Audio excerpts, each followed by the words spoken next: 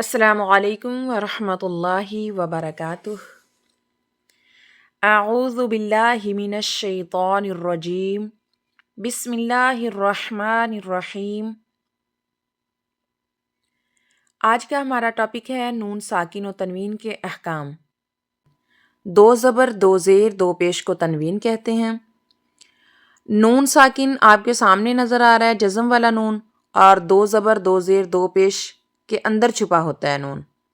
اب میں آپ کے سامنے لکھتی ہوں با نون زبر بن، اور پھر لکھتی ہوں با دو زبر بن۔ یہ دونوں ہے پڑھنے میں بن ہی ہیں، لیکن نون ساکن آپ کو سامنے نظر آ رہا ہے، اور با کے اوپر جو دو زبر کی تنوین ہے اس کے اندر نون ساکن چھپا ہوا ہے، تو اس لیے ان کے جو قواعد ہیں دونوں کے سیم ہیں۔ نون ساکن اور تنوین کے 4 قواعد ہیں۔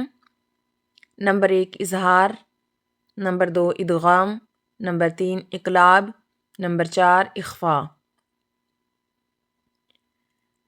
اظہار کا معنی ہے ظاہر کرنا، ادغام کا معنی ملانا، اقلاب کا معنی بدلنا، اور اخفاء کا معنی ہے چھپانا۔ سب سے پہلے بات کرتے ہیں اظہار کی۔ اظہار کا معنی ہے ظاہر کرنا، اور اظہار کے 6 حروف ہیں: حمزہ ہا، عین ہا، غین خا۔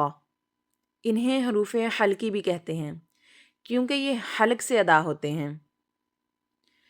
جب نون ساکن یا تنوین کے بعد حروف حلقی میں سے کوئی حرف آ جائے تو نون ساکن اور تنوین کو ظاہر کر کے، یعنی بغیر گننے کے، بغیر کھینچے، بغیر گننے کے واضح کر کے ادا کرنا ہوتا ہے۔ یہ آپ کے سامنے اظہار کی چند مثالیں ہیں۔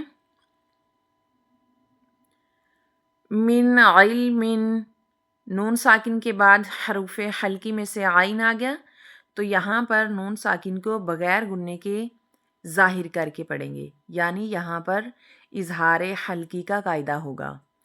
اسی طرح من حکمت، نون ساکن کے بعد حروف حلقی میں سے ہا آ گیا تو یہاں پر بھی اظہار حلقی کا قاعدہ ہوگا۔ اسی طرح من غل، نون ساکن کے بعد حروف حلقی میں سے غین آ گیا تو یہاں پر بھی نون کو ظاہر کر کے بغیر گننے کے ادا کریں گے، یعنی یہاں پر بھی حروف حلقی کا قاعدہ ہوگا۔ تو یہ فرسٹ لائن میں نون ساکن کے ہیں۔ تو اس کے بعد سیکنڈ لائن میں من خوفن میں بھی نون ساکن کے بعد خا ہے تو اظہار حلقی کا قاعدہ ہوگا۔ عذابن علیما، تو یہاں پر دیکھیں دو زبر کی تنوین کے بعد حروف حلقی میں سے حمزہ آ گیا تو یہاں پر بھی اظہار حلقی کا قاعدہ ہوگا، یعنی تنوین کے نون کو بغیر گننے کے ظاہر کر کے واضح کر کے ادا کریں گے۔ اسی طرح نوحن ہدینا، یہاں پر بھی دو زبر کی تنوین کے بعد ہا آ گیا تو یہاں پر بھی تنوین کے نون کو بغیر گننے کے ظاہر کر کے ادا کریں گے۔ آج کے لیے اتنا ہی کافی ہے۔